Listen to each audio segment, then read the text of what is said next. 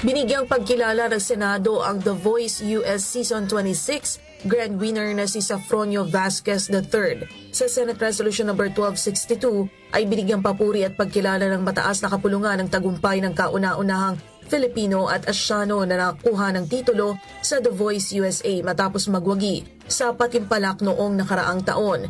Pinuri ni Senate President Pro Tempore Jinggoy Estrada ang ipinamalas ni Safronio na hindi nagpapatalo na ugaling Pilipino at ang kanyang mga naunang kabiguan ay hindi naging hadlang para kamtin ang tagumpay. Umaasa sa Estrada na ang pambihirang tagumpay na ito ni Safronio ay magsilbing inspirasyon sa mga Pilipino para pagsikapan ang kanilang mga pangarap at magtiwala sa kakayahan. Dagdag naman ni Senator Joel Villanueva, pinatunayan ng tagumpay ni Safronio na pang world class talaga ang mga Pinoy at dahil sa ating kababayan ay tumaas ang respeto ng ibang mga lahi sa ating mga OFWs at sa mga migranteng Pilipino. Bago magbukas ang sesyon ay pinangunahan ng The Voice USA Grand Winner ang pag-awit ng Lupang Hinirang.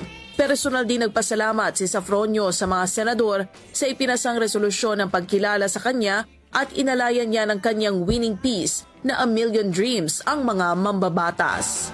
Para sa 774 Headlines, ako si Coan De Batak ng DWWW 774, Your Ultimate Music Radio.